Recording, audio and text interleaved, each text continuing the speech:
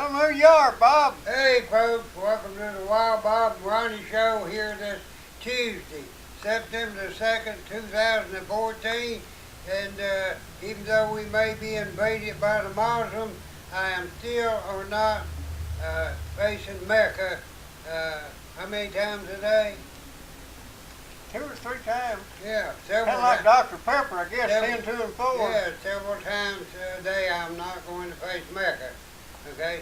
And, but I may, really, it might be a pretty good market to start selling rugs. The video shows a man getting into an Yeah, elevator with they a dog. need to- It then they becomes need to difficult kneel to on watch. it. Hold He on a starts to minute, kick we the ain't dog got no repeatedly mics here. and is then seen pulling the leash so hard the dog is lifted from the ground at one point and is then pulled out of the frame before both leave the elevator. The video was sent to the SPCA earlier this week, and that prompted an investigation. As a result of that investigation, we did obtain a warrant, and the dog... Hey folks, here we are. This is what they call hillbilly television. We're right here in Lafayette, Tennessee, US of A. The video was taken in one of the And I just double dare him to try to cut Ronnie's head off. The man with the dog lives in a condo valued at more than $3 million, owned by an actress based in Hong Kong. We showed the video to people outside to get their reaction. It's not the right way Are we on? Yeah, more or less. Okay.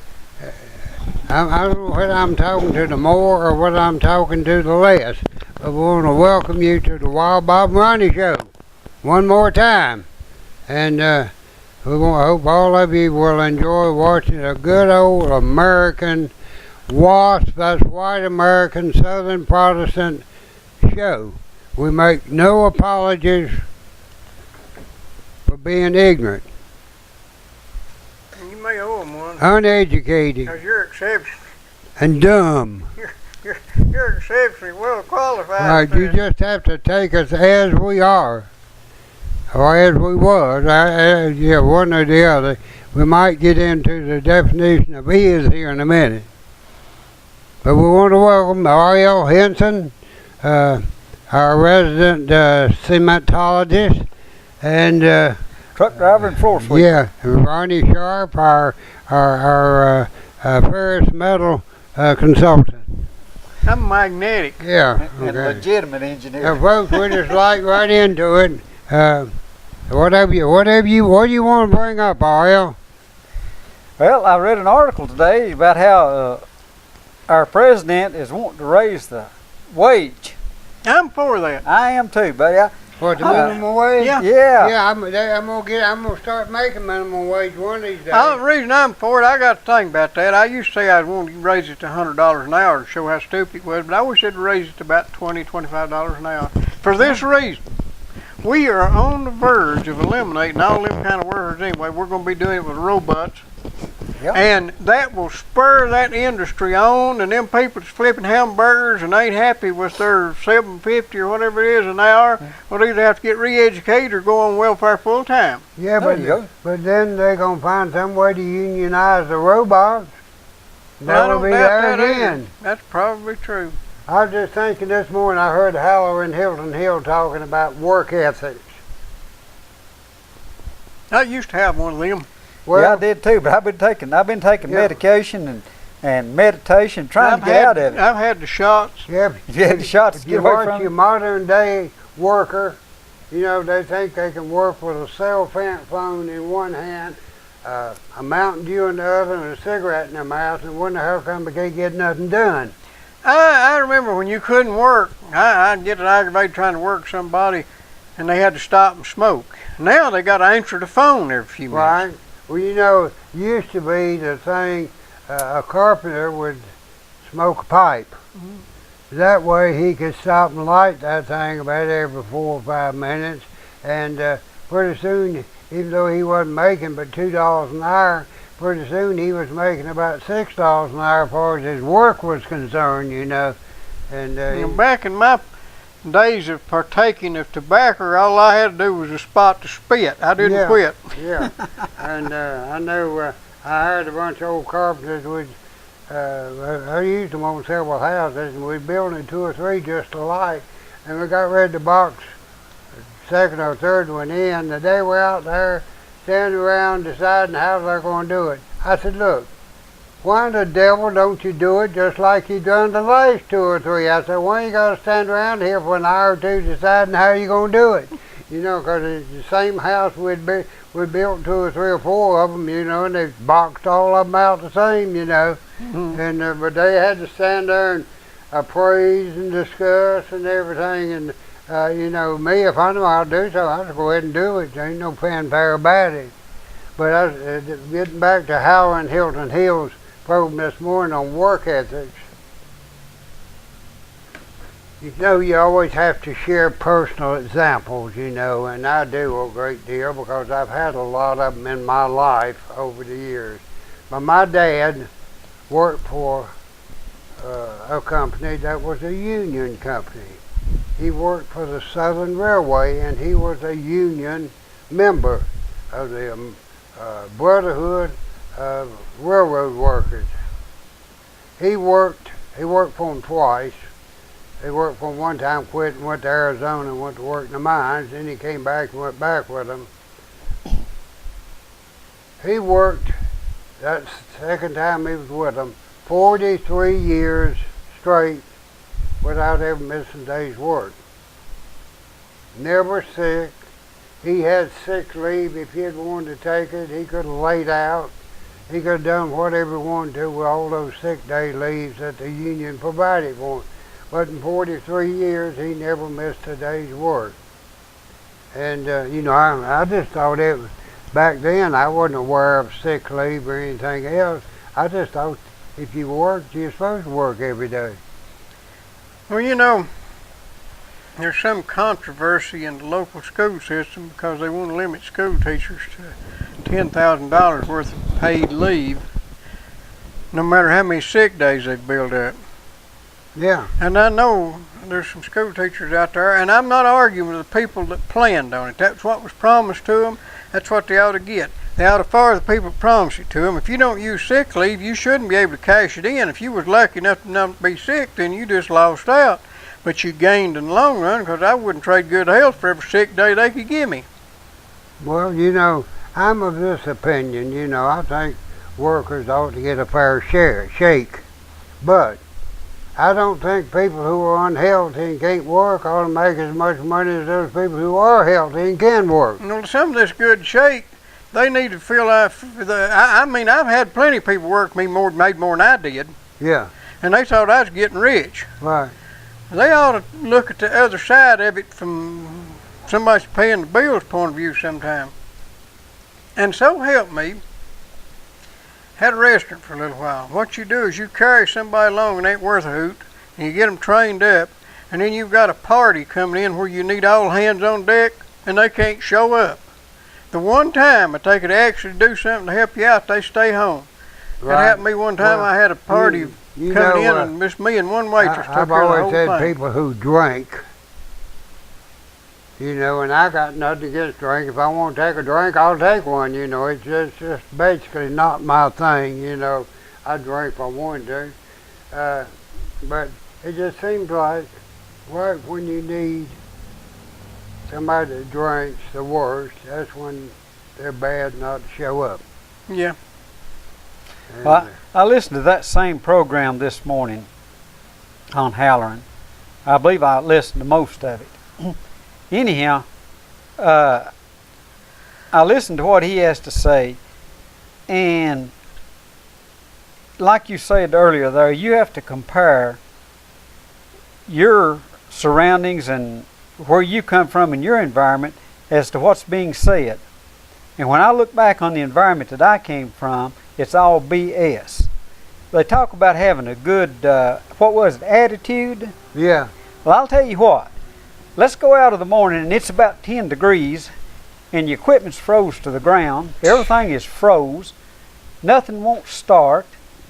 Whatever. And let's see what kind of a work attitude you got. You go up under there with a can of ether and a cigarette lighter to And try the to first thing you do is what mash you your supposed to finger do, and it's You're cold. supposed to go out and that stuff and say rah, rah, rah, and do the cheerleading and everything.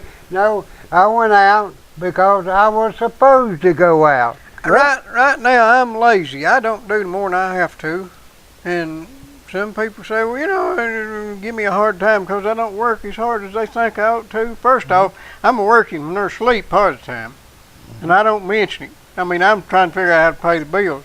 But one of the two good things my daddy give me, one was a good name. He didn't owe nobody nothing, and he didn't tell lies. And I appreciate that. That's more. an example. I appreciate that more than anything. Another thing he said, and it was just a passing comment, but we was down here on top of the building on Christmas Day because there wouldn't be nobody bother us, and we wouldn't get the rafters on that building when there wouldn't be nobody around underfoot or somebody there and drop something on them or have to get down and go do something.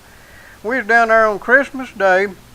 That would have been 1974, up there, and there wasn't no floor in the building. We was up 30 feet off the ground, and we had the cross beam up, and we was laying the rafters up there, not trusses, but rafters. We was building them. And there was ice on top of it. You had to be careful. You couldn't stand up. You had to slide along and freeze your hind end because if you stood up, you wasn't straddling that beam, you'd fall off. Right. And he said some of these days somebody will say something to you about not doing your part or everything's handed to you or you didn't work for what you got, and you just remember that you was sitting up here on these icy beams on Christmas Day doing work when everybody else is at home eating turkey and getting fat.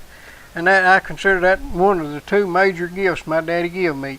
Well, I can identify with that. I've been out there, and this is where I go back to what Halloran don't have no idea. He don't have the slimmest idea of what's out here on this side of it. I know I've heard him say that he worked flipping burgers or something else. But somebody else is making payroll, not him. You go in there flipping burgers, you're in a controlled environment. Man, I tell you what, we went out here, and like you say, weather, it didn't make no difference. Well, and I prefer working for yourself. You got to go hunt the meat before you can flip the burger. Well, all he had to do is just stay there and get it out of the freezer and flip it over. Well, I'll tell you what, people won't believe this, but I'd prefer to work on frozen ground. If I had to lay down there and crawl under a piece of equipment, I'd rather the ground be frozen than muddy. Oh, yeah. I mean, it don't seep into your britches. No, sir, it quick. don't go into you as bad. And we've done things that I know they're dangerous. You take a can of ether and a cigarette lighter and go under a piece of equipment where the brakes are froze to the drums and try to free them up. Thaw them out. Yeah, and I could just name tons of things that we did to survive. And this is where I go back to most of the people who are out here talking. They're not on that side of the railroad track. They're on the other side where they go in. They open the door, it's climate controlled, it's 68 to 72 degrees. And to me, that's not even work. Okay, the most dangerous thing is they'll get a paper cut. Me and you remember when there wasn't any air conditioning, and maybe there wasn't no electricity, there wasn't no sick leave and none of that stuff. Me and you remember that, and it was rough. Bob's generation, especially just his daddy, they remember when they wasn't no nothing, and you had to get out there and get it, or starve because somebody wasn't going to come along behind you and feed you if you didn't make it. Right. That's right. You didn't have that, what do they call it, the safety net under you? That's right. You didn't have that safety net. Now, I was even born before Social Security, was enacted, and if you worked hard and your neighbors appreciated you, they'd help you in a hard time. Right. If you were shiftless, they'd give you one chance, and then they'd bring the switches and wear your hind end out if you wouldn't go work your cornfield or something. Right. Because when you got old, you better had made some preparation for it. And have 14 young ones to work it. Well, fellers, there's a world out there that I'm going to say that 80% of society has no idea what that world is like and where it's come from. I've got a truck, or I drove a truck. We've got some trucks. You get in that truck now, it's climate controlled, it's quiet. Tractors even got radios on Yeah, now. well, this truck I drove the other day, I done some stockpiling. The seat's comfortable. It'll take off like a bat out of where when you pull out of a traffic light. You don't have to coast it off or nothing. No, sir. You touch a button and it'll start. Shift it with one hand. And you can even shut it off and it'll restart. Yeah. I drove a truck for about 6 weeks that didn't even have a starter on it. Yeah. Couldn't afford a starter. Went out there and bolted the battery cables together on it and push it off. And if it died, you better hope it was on it. on B-52 Max. Well, B-52. I drove an old B-51, a B-52, and all that airplanes. stuff. No air conditioning. Oh, I tell you, the old DM, first one I ever drove, We hauled asphalt, and it was so hot that you couldn't touch nothing in the cab. If you put your feet down on the floorboard, It burn them. yes, sir, you'd get them up. You'd get your feet up there and say one up on the clutch, not to slip the clutch, Right. but just to get your feet off the floorboard because everything was so hot in it. Yeah, I know. And then these people, know. they tell us, keep an attitude. And back then, I couldn't understand, and I enjoyed it. I enjoyed trucking because it's all I ever knew. Yeah. And I'd be going down the road, and I'd go through one of these little old towns, and I was tickled to death. I thought I was in hog heaven with that old 186 horsepower Mack. You Well, have I'm to going go to tell you backwards something with we it. did have. Bob more than you and me, but we've got memory of it. The people are growing up now don't have. We had enough freedom to go out and do something on our own without somebody nosing around telling us how Without to do the it. government coming in and tells us. Now, the government was bad enough back then. They wrote us up overweight tickets and you name it, that type of thing. But you knew the rules. They wasn't going to Well- change them overnight. Well, I'll tell you another thing. The white people, they understood where we come from and what we was doing, and they wouldn't write us up every day. They could have set up, Yep. but if they caught you out there blatant, and ever so often they would write you up. They give you a But- chance to make enough money to pay You have them. to pay the Yeah. pay the bill. But also, we hauled loads that are outrageous, illegal, overweight. We run hours that you wouldn't believe, but it was a way to survive. It was a way to survive. How old Yeah. was you before you shoveled your first load of coal off a truck? How old? Yeah. Dang, I was doing that when I was 6, 7, 8 year old. I was shoveling coal. And How people many won't believe tons it. would that be? Gosh, I have no idea. I can remember the last ton I shoveled though. I sure can. Well, I could probably remember the last ton I shoveled. I'll tell I didn't you. shovel much coal. I was getting 50 cents a ton. It was a real pretty Saturday morning. Yeah. And I was putting 3 ton under this house. Yeah. And this lady came out and she talked something terrible. She never heard of no such thing as somebody charging to put that coal under there. Yeah. And I was about half unloaded, and she kept on, and I told that lady, I said, ma'am, I'll give you your $1.50 back for putting this coal under here, and I said, I'll dump the rest of it, and you get it put in there any way you can. She didn't go for that deal. But when I come back in, I said, I've shoveled my last ton. I said, the truck's got a dump on it, I'll dump it. And that's what we got paid to deliver it. We got 50 cents a ton to deliver Yep. it. And I could make, in the run of a week, I could usually make about $40 or something like that. And these people, they're crying about stuff. I don't want to hear it anymore. I'm fed up and I'm sick of it. I think I'm going to become one of these here, like I say, I'm studying to see if I can get my certificate to be a left-wing liberal. To where that we want the government. First doing off, everything. you got to be sorry and no count, and you got the first credentials required. You've got to expect the world to owe you a living, and then you're going to have to work up from there.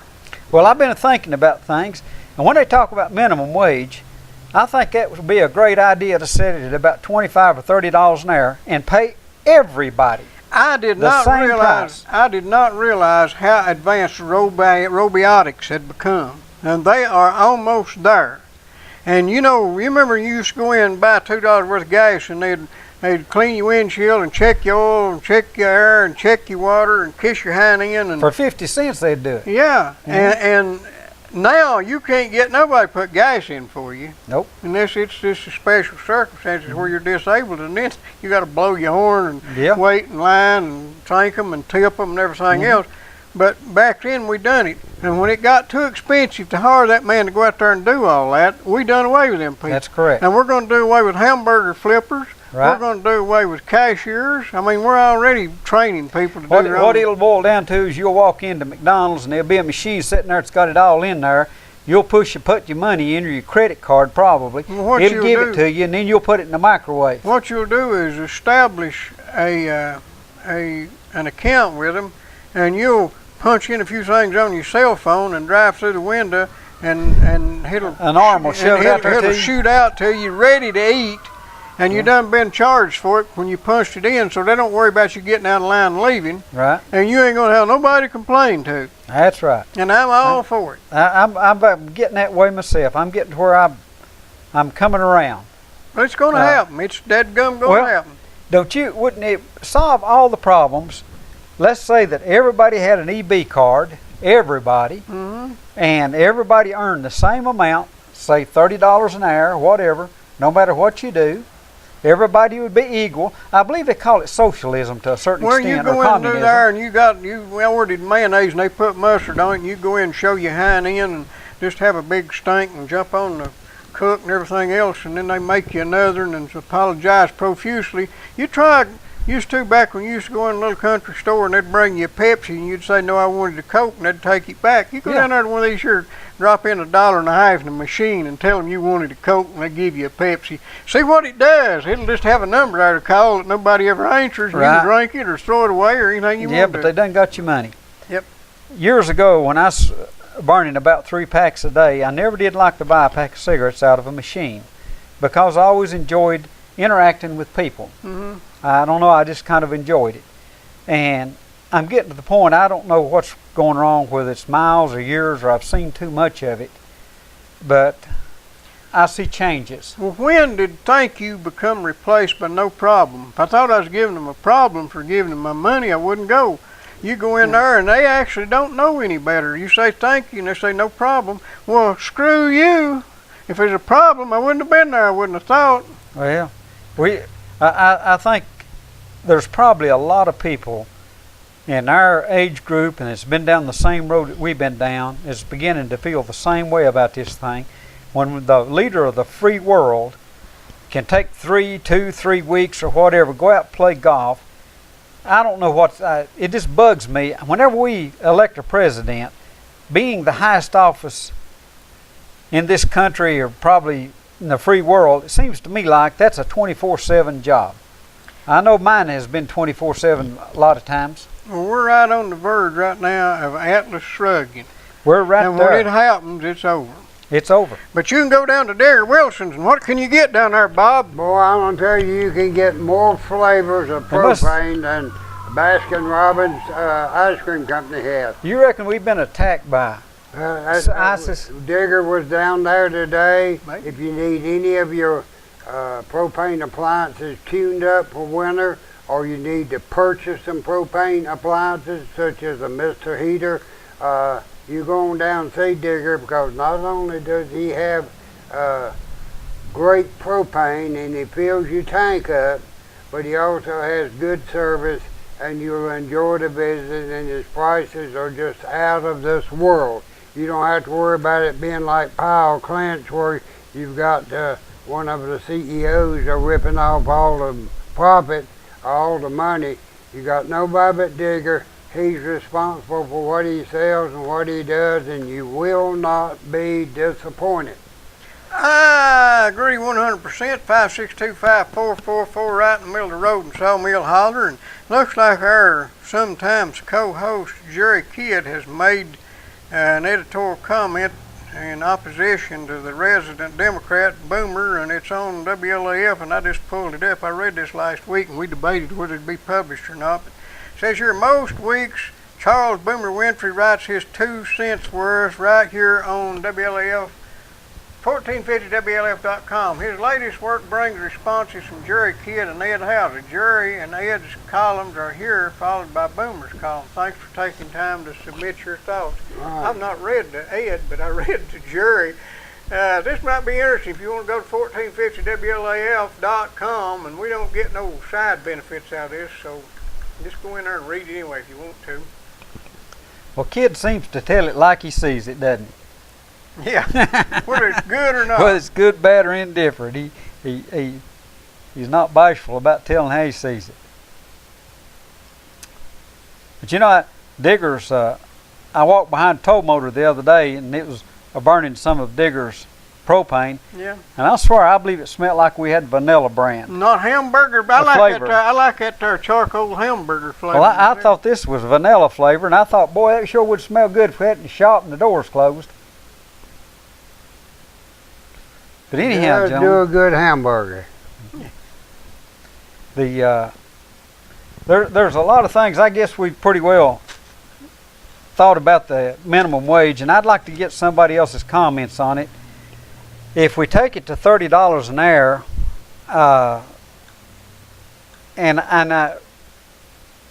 realistically speaking, our minimum wage in this area is actually set by federal jobs, and like Well, Oak Ridge The and whatever prevailing wage is. prevailing wage, yeah. Well, we could almost interchange that to a certain extent. My In other words, if you hire someone here, you're going to have to pay for the work. Well, if they can do the work, you're going to have to pay in excess of what Oak Ridge will pay. Mm-hmm. Now, Oak Ridge, they don't have to sell their product to the general public. Your small business, any entrepreneurs out here, their product or service has to be sold to the public, of course. The public can only pay so much or whatever the competitive price is. And that kind of sets the wage and whatever. And I've lost a few good operators or whatever, I'm sure, because there's not a profit margin to pay them what you should be able to pay them. It's not here. The government can pay them, offering benefits that we cannot offer, and that's where we're at. We're in a catch situation. Anybody don't believe it, go in business. Hire you a few people and see what you can do. And I heard that we got 300 and some thousand graduates or whatever coming out of college, and they said they've got no jobs, no work. Nobody's got an opportunity to go out there and start their own business if they quit worrying about global warming and everything else and go do something. Let them start their own business. Let them go into. Yeah, and they'll appreciate how they got there if they ever make it. Well, that They would go be the get answer. incubated down here. Yeah, go get incubated. That's good. Go sit Nobody on that incubated chicken and you, see if did they'll they? hatch. Nah, I tell you, that's. I've heard back years and years ago, there was a big discussions went on how when you grow up, you go through all these stages and changes of life and these big, what do they call it? Where you go through crisis from one stage to the other. Yeah, I'm in that midlife crisis. Hell, I started about 40 well, years ago. I never knowed one stage to another stage. I mean, you started out, if you was big enough to do something, you done it, and right on up. And I don't recall going through all these things. Oh, but you did. Well, You just didn't. You Just pay didn't realize attention. it, huh? You're too busy working to pay attention. too busy working to pay attention. I can remember walking by a machine one time and a piece of steel sticking out. Caught me on my. I'd just come in from school, tore my pants and Yeah. cut my leg. Now, you know what concerned me more than anything? The pants? Yes, sir. Them pants were tore. That big cut in my leg didn't mean that much. But anyhow, I read you another article about the two towns take two roads to the future. Rocky Top. And kind of makes me stop and think about something, about how we go about getting things done. There's a quote in here from the mayor. And tells all the things they're going to do. They're going to have their master design includes an indoor-outdoor water park, an interactive animated theater, a live music venue, and theme park. Looks like a rainbow. And they're expecting to break ground on the water park in 18 months. Now later, here's the one that really caught my attention.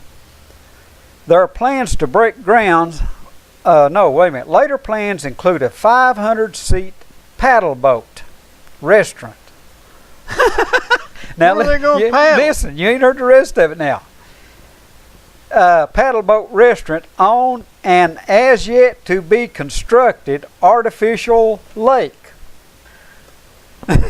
Does anybody have some place to float I'll tell you what you could do on Lake City. You got to sit there and paddle while you eat? No, I reckon it's just going to be a paddle boat, but a 500-seat paddle boat's a big boat. Yeah, And you're it's gonna take- You're going to have enough room to turn it around.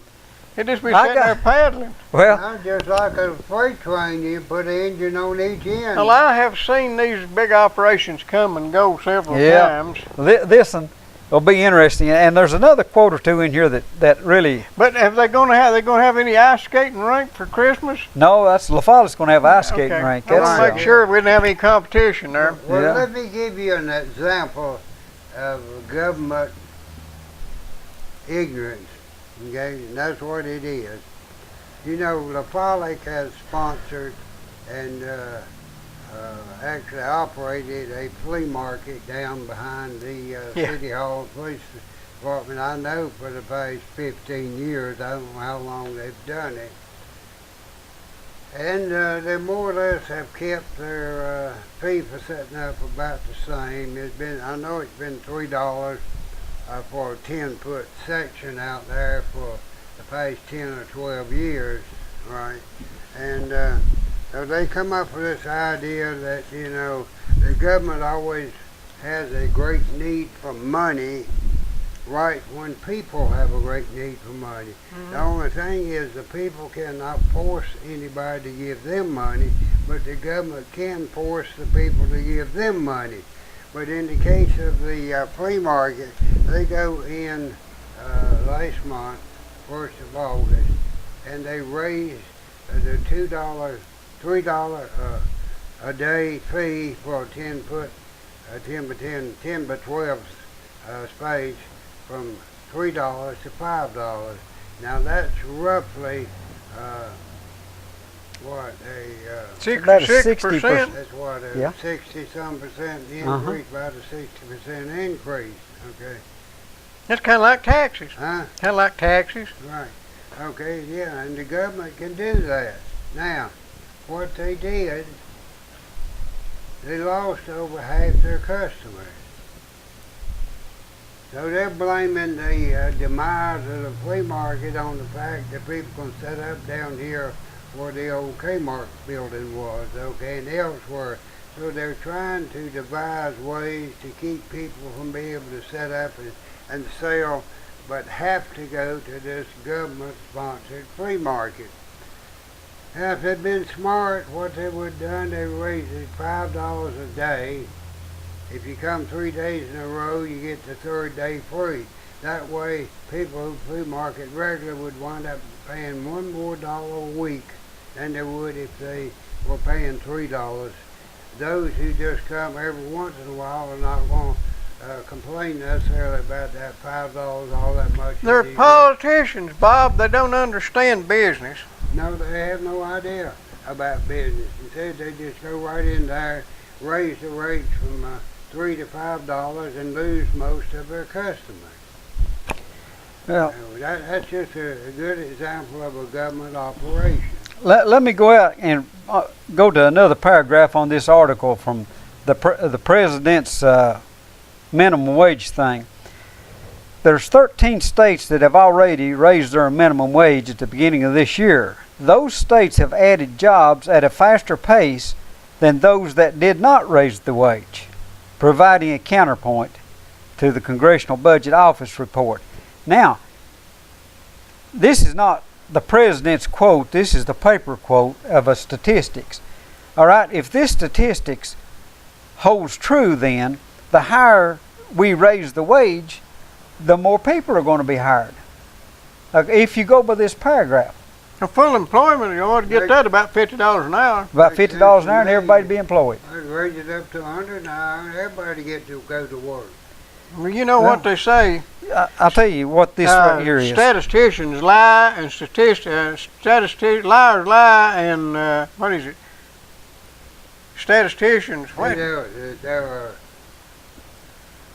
lies and big lies, and then there are statistics. If that's one of them, that'll work. We'll use that one. Well, all this is that I see, and it don't match up the numbers that I read other places. This is a campaign speech for the Democrats to say, hey, look, we need to up this minimum wage to increase jobs, and people are going to jump on this thing. Now, if... That's crazy. Oh, well, tell me something that makes I'll go sense. right back to them guys who used to clean windshields for minimum wage. They ain't got no job now if that's the only skills they had. The people who are on relief, you name it, everything, I don't care what it is. If you cut them off, there'll be plenty of workers who won't work minimum wage. Well, the economy in a free economy, the wage will always find its own level. We've not had a free economy in We haven't had it in 60 years. The people who are having to draw food stamps, relief, or whatever, when this thing goes up, which I'm they're not going to Congress. They say that Congress won't touch this thing until after the election because they're going to leave it in limbo. Kind of like the county budget. Yeah, kind of like the county budget. Ain't they supposed to have a meeting last night or tonight or something? I don't know. I don't know. Don't much care, to tell you the truth. Don't make no difference. I don't think anything's going to change. But all this Gonna is, raise your taxes. yeah, boy, I'll tell you, that's something else. The all this is to get that vote. You know, if, by putting it out there and not voting on it before the election, everybody's going to vote for those who support this minimum wage. $15, $20, $30, or whatever it will be. You're going to have tons of people that will vote just on this right here. And the people that support it's going to have the D after their name or before their name. So anyhow, I don't think it's going to make a whole lot of difference anyway. To me, You can't if they save do the this, world when the world is determined to go to hell. that's about the size of it. Anyhow, gentlemen, there's all sorts of stuff. This thing in Lake City, if it goes, or excuse me, Rocky Top, there's another quote in here. Now, this is a direct quote from the mayor. His name is Mayor Tim Sharp. Sees God's hand at work in this God. town. That's what it says. It says, like someone else in there, Rocky Top Mayor Jim Sharp sees God's hand at work in this town. And the next paragraph, this is a direct quote. Things have happened with divine intervention, he said. There's just has been too much positive energy. So, gentlemen, I think what we need is What we need to do is just pray for better I times. think we need to have a prayer session, and I think that would take care of it and solve our problems. And so, Do you think it would help us if we started handling snakes? well, I wish more politicians handle snakes. that might be a good idea. This to prove their faith, to see if they've got the faith. I think all the politicians ought to carry a copperhead around their back pocket. Rattlesnake. Yep. And one that's hungry, huh? Yeah. Anyhow. I want them to smell like a cucumber. Oh, man. I want to smell like a rotten corpse. They need to carry them them rattlesnakes. I read another article. Gentlemen, if y'all got some other stuff, I got this useless Let's hear this trivia. new article you got. Read an article about the DOE, Department of Energy, and Oak Ridge and nuclear. Wait a minute. Did you watch I've that? been reading that. I've been studying it. Did you watch the video? No, I hadn't seen the video You yet. got to see that. I gotta I'm see. sorry. Go Okay. ahead. I read an article. This is out of Oak Ridge and all the nuclear whatever. They're proposed now to it's going to take a special railroad car to move radioactive waste from our power units and you name it, whatever. Okay, they're trying to decide as whether to buy railroad cars or lease them. And these have got to be special built cars, of course, for hauling radioactive waste. Now, the last sentence in one of these paragraphs stated that there had to be so many buffer cars between the engine and the car that was hauling the radioactive waste to protect the engineers. What about people that drive by? Well, I got to thinking, who hooks this thing up? And let's say that it goes through the big town or it stops somewhere. But here's a good one. They're right now trying to figure out how to get to railroad cars, but they have no place to send it. So, Well, how about, have they ever thought about maybe just sending it up here to Rarity Ridge? you know, Rarity Mountain? we've been looking for a gold mine here in Campbell County. Why can't we dig a hole and bury some of that stuff here? Just dig a deep hole, I you bet know. you they'd worse stuff buried here. To make money. I don't see- And if you become They ill, got all that land up there on Rarity Mountain. I don't see why in the world they don't use it for radioactive disposal. yeah. I'll tell you, they could put that radioactive stuff in there, and chances are during the winter, that's it. Put it on the road up there, and they won't have to scrape the ice off that interstate. Right. It'll keep the ice melted off the interstate. It'd be heat, wouldn't it? Yeah. They could start paving with it, and it generates its own heat. You'd never have an iced over road again. There you go. Nothing like ingenuity. Of course, if you got too much of it and got sick and need to ride to the hospital, the battle care take you. Yeah. If they got a unit that'll haul people who are radioactive. I don't know, they hauled Bob. He's active on the radio on Saturday. Haul anybody to haul me. Did you see them run up and down the road in their small little ambulance? I mean, It's got all the comforts of home, all though. the comforts of home to get the job done. And here comes the county along with that big diesel, you know, carrying some little old 75-pound little old lady. Now they're going down to McDonald's. Huh? Going down to McDonald's. Yeah, going to McDonald's. Yeah, I had one back run over me to, one day. He's in and out of traffic. I said, boy, he's really going somewhere important. He pulled in the bank, get his check cashed. 562-9370 for Vital Care. You need to call them. Does not cost any tax money for them to pick up a customer and transport them wherever they want to go. I don't see why we don't put a taxi cab sign on one of them if it doesn't cost anybody. They had a problem with that down in Atlanta and other places. I guess these people would call the ambulance to take them to town, and then they'd get to feeling better so they didn't have to go to the hospital. Yeah. See, in Atlanta, if an older person has trouble breathing, then the ambulance company is supposed to pick them up and transport them to the hospital. Well, they take them up to the hospital and they get to feeling better. They go shopping and everything, so they've got a one-way ride up there for nothing. 562-9370 if you need a one-way ride to the hospital or a one-way ride home from the hospital. Yeah, that's what we need is some They accept all forms of medical legitimate insurance. to get us home, yeah. Well, fellas, since we're being, I don't know what that word is that we use for things, as big as that ambulance is now, and if they get a little bit bigger, let's say like you're going to have a heart transplant or something, they could probably just roll out to your house, you know, and do the surgery right there or whatever. Oh, yeah. They do the certain things for livestock stuff. They just come out on the scene and do whatever needs to be done. So maybe we can get an ambulance big enough that it can go make a house call and just roll in and you know, I'll tell you what, do an appendectomy or whatever. They got sitting down here at in the parking lot at the old Kmart building. Somebody is taking one of these medical buses that they use. You know, did you see? Medic? No, I haven't seen it. They painted it black. I'll tell you who it is. Jerry Sharp. Jerry took that thing. Or Jerry owns it. I don't know what he did. And he's got that thing really decked out right. It's got 3 big air conditioners on it. What? It's got, What are you talking about?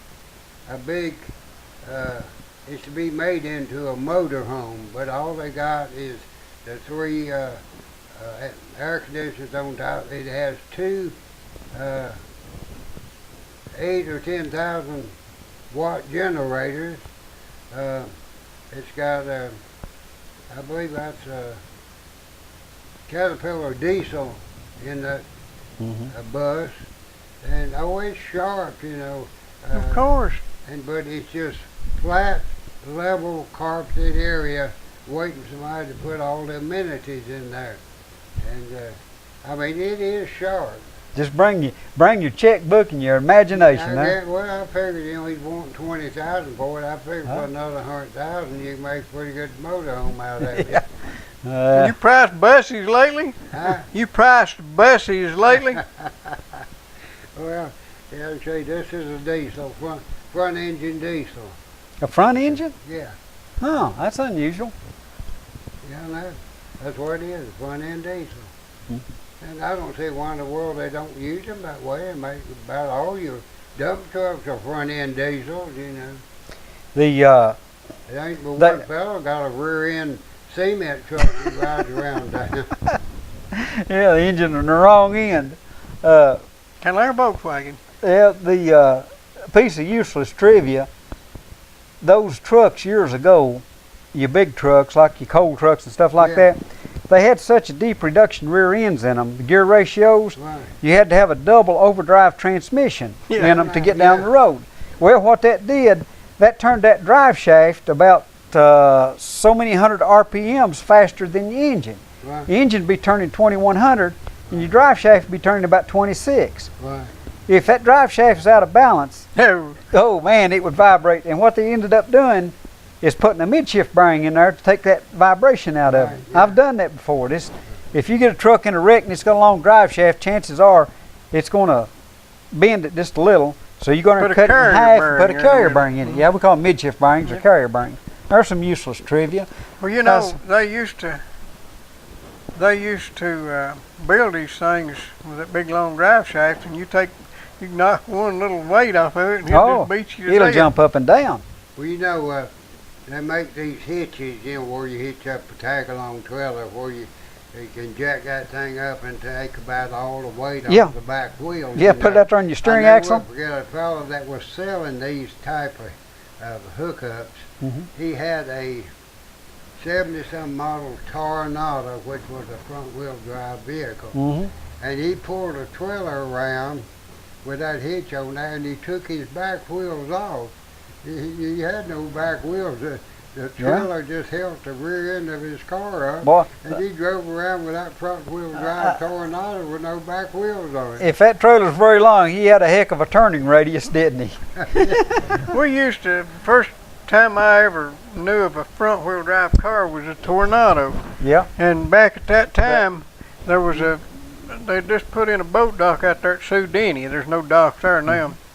But this guy backed his boat down in there and couldn't get back out. He had to turn around to get out of there. To back up. Put the Yeah. weight on the back end. Yeah.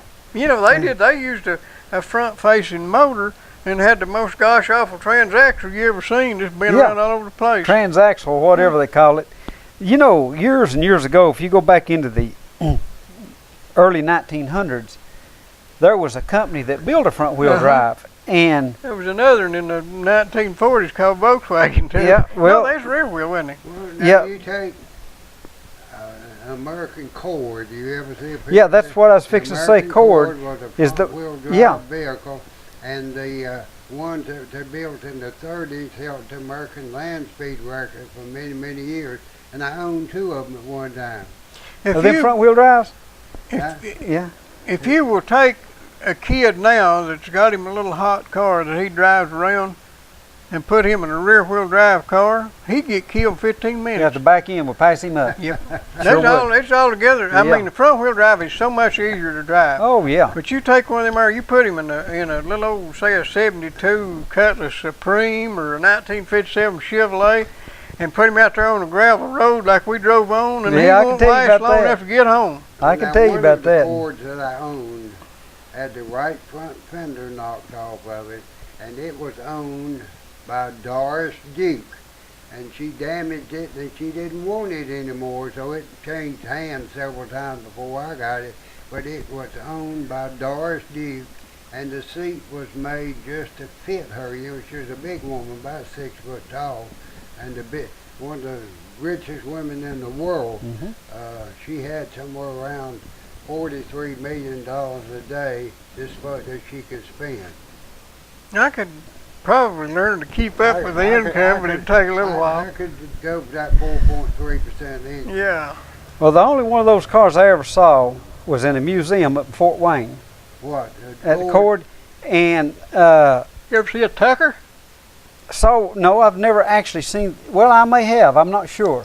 But in that museum, they had one of these front-wheel drives, Mhm. and that case on that thing, that differential case, looked as heavy as a John Deere tractor. Yeah. I mean, that thing was thick. Yeah, we were all up on this. Yeah, I was teaching school at the time. I talked to a man into selling me those things. I think I paid $400 for both of them. Both of them had V8 engines. One was a 38 and one was a 39. They had recessable lights. You know, they go inside, but you had little cranks on the dashboard. You crank the lights in, crank the lights out. You know, and I drove it some short distances. I never had it license, but it drove like a wagon. Hmm they've got that museum has also next door is a truck museum, and also a toy museum. A what? Toy, Right. and that was What town's it in? It's just out of Fort Wayne, Okay. and the name of it was the Cord Factory. If I'm Right. the Cord Factory, I can't think of the name of the little town right there, but the community somehow purchased this factory. The factory, of course, closed down, and they purchased this factory and turned it into a museum. And I saw the article on that. I saw the program on television one time about that. it's a fascinating thing. If anyone ever gets a chance to go to that, if they're interested in equipment. But one of the comments I made there when I went through the truck museum, Yeah. they had them old B models and a lot of that stuff there. Right. And I told that guy, I says, I can't understand why you got these in the museum. I said, we're running these things back home. Yeah. Well, now, I know a guy that he may be deceased now, but he had a 1928 Cord, Yeah. and it had a Lycoming 8-cylinder engine in it. Mhm. Not a 6, but an 8. And he said it got like about 3 or 4 miles to the gallon. Yeah. Well, they also had a Rolls-Royce airplane engine there. I know a Buckeye beside Erie dragline Mhm. had You a sure- Lycoming engine in it. I burned 60 gallons of gasoline a day in that thing. Pop was talking about they had I believe it was a Ford back in the 40s that had a 60 horsepower engine. Wouldn't pull a greasy string out of certain places. This old Buckeye that I had, it had vacuum controls on it. And Yeah. it got so it wouldn't turn but one way. Yeah. Mhm. So rather than throwing the bucket out, bringing it in and dumping it, I'd throw it out, pull it in, just keep on going round and Round, round, yeah. You'd be so drunk before the day was over. If you worked that thing hard, you couldn't hardly climb out of the cab. I was sent with a crane to demolish a dam up here years ago. If Had you- a Yeah. 2.5 ton headache ball. Right, And you know you're supposed to drop them things. right, yeah. Well, I dropped it and I hit it and hit it and hit it and I couldn't do nothing but knock a little smoke off of it. That dam, buddy, was tied into bedrock. Why did they tear it out? Safety? Money. You're one of your county commissioners now. What is his name? Jennings? What they did, they stated that the insurance on the thing, that if it broke, it'd wipe the town out. Oh, bull. Well, yeah, old bull. It's money. It's what it is. Everything turns around money. Tearing that dam out, finally they had to go in there. The headache ball wouldn't break it. That's what I done, what you're talking about. I'd take the crane and set up at 180 degrees and swing it and hit it. Right. And when I'd hit that dam, you could feel the earth shake. But the you didn't impact. see the dam moving. No, just a little smoke come Yeah. off the dam, little white smoke. What but did he- they drill it and shoot it? No, they took a braking hammer. And Well, went- that's fun. Oh, that's fun, I'll bet. But here's the point. Right there would have been the most beautiful park this country has ever seen. Went in there and dredged that reservoir, Right. dredged that thing out. It was backed up with mud. They may have been 8 foot of water in Who it. owned the property? The city. Well, they should have turned that into something besides a walking trail, and they might have had some tourism there. Well, this is where Yeah, government, but you wouldn't have got that grant money. I hadn't thought of that. what you got to do. I mean, I've heard people Yeah. talk about how beautiful that place was. Oh, it I was. remember Ronnie Harness and somebody was out running around back when we was seniors in high school, and they come in talking about the most beautiful lake they found up Yeah, by back the there. fall. Yeah. They didn't know where he was at, but boy, you just couldn't believe how pretty it is. And finally somebody said, well, that's the Follett's water supply. Yeah, you could go to the top of the mountain here and look down on it, and all you could see was just a lake between those two mountains. Well, I've never been there. I don't know. Well, I can barely remember when that dam was built. My dad hauled to it. Now we're talking back in the 50s. Yeah. But here's what I don't understand is why they make up a stupid excuse to tear that dam down. Here's what my thinking on that thing was. Dredge that thing out, turn that into a lake. They had a water treatment plant right below it sitting there.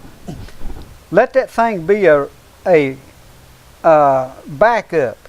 You could have produced enough water right there for people in the La Follette area to have drinking water in case of an emergency. What fed it? Yeah, but It came out of, I think they called it Jennings Creek, do didn't you they? think? Well, why you didn't they think put if- in a generator up there? Hey, do you think if Good Norris possibility. Lake went dry, that there'd be water left in that? Well, it wouldn't been enough water to do all your irrigation and wash You all can your have equipment. lines break and cleaning outfits shut down. You can have a lot happen to the water system and still No. have a backup. Still, Right. I thought it would have been, but here's the thing. It costs money to take it down. It costs money to tear it down and whatever else. But everybody, How many of your relatives, their relatives, they got to hire? well, everybody didn't made have- money off of it. They didn't have to tear it down. All they had to do is let the water out of it. Well, there's no way it would break. I You know what but I'm just saying, all they had to do is open the tap and let it run in the river. It eventually dried. Well, nothing made any sense about it. Well, it does when you look at it from a politician's viewpoint. Well, the more you're right. you spend, the more you make. That was too sensible. Well, Uh, I found out I couldn't understand why politicians do what they do. To my accountant explained it to me. He said, "You're thinking like a businessman." He said, "You figure out what's cost effective. They figure out how to spend the most money because the more they spend, the more falls out for them." Well, I told you about going before this commission, and it had to do with taxes. And I went to explaining the thing, and the gentleman told me, said, "Sir," said, "you're talking common sense," and said, "We're not equipped to deal with that here." No, they're really not. And now he said it in a joking manner, but he was telling it how it was. They're not equipped to deal with common sense. No, they're not. No. And this is how our local government has been run for years and years. And I thought there would be a change back a few years back. Fools you, it got worse. Yeah, it hadn't changed. The city buys everything that they can if it's belongs to this or that or whatever. But I think it was a mistake for the city to buy the old post office building. Well, I do too. I mean, you got a building right there that's appraised at somewhere maybe close to 200,000 or at least 150,000 that went onto the tax roll. And they turn around and buy the stupid thing, and it's sat there ever since. And whenever you buy anything like that, first of all, they took it off the tax roll, and then All right, it now, let becomes me a tell dead you Let expense. me tell you why they bought it. What was the girl that was on the city council? What was I know. Stephanie? Huh? Stephanie? Yeah, on the city council. Stephanie's daddy owned that building. And they got a real deal because they got a real deal And on they got a her. real city got a real good deal. They bought something for a price that nobody else would even think about paying for it. Well, You know, they tell you that we need zoning and we need building codes so we can control what's going on in the city, to do what's the best for the city. Yet they couldn't zone a post office to remain in the city. They sent it up the valley. Now, if zoning won't control a post office, one government body for another, in a good old buoy system, then what use is it? It's only it's what- good for the people that are in power. That's right. And they've got to say so. Yes, you can, or no, you can't. And that just gives them more power over people, especially over business and people who are producers and people who are paying the way for all these freeloaders Well, here in this country. If they couldn't update that post office building where it's at, they could have said, well, you're going to put this downtown because of our zoning regulations. That's where we want it. They could have went up there where they proposed building that McDonald's up there on the corner in front of where the bus station used to be. They could have bought that and built it up there, and they'd have had full access to the people, and they'd had walking distance for the local residents. Yeah, but just think about Speedwell. What would Speedwell do if They've got a post office. Huh? They've got a post office. Well, they got two now. I know it. So, folks, we're going to get ready to sign off here, what, in about a half a minute? We Yeah. appreciate you tuning in. We appreciate RL. Ronnie appreciates me. And we'll see all of you Saturday at 4 o'clock on the radio at 1450 AM or on 100.9 FM or on UGTV.tv or on 1450WLAF.com. He got them all right. Yeah. I Don't tell me he's slipping in his old age. I couldn't believe he could put that many words together. Now, you got anything you want to tell them? No, I believe I've about talked it out. I'm done too. Thank you, folks. Come back again. We need your business.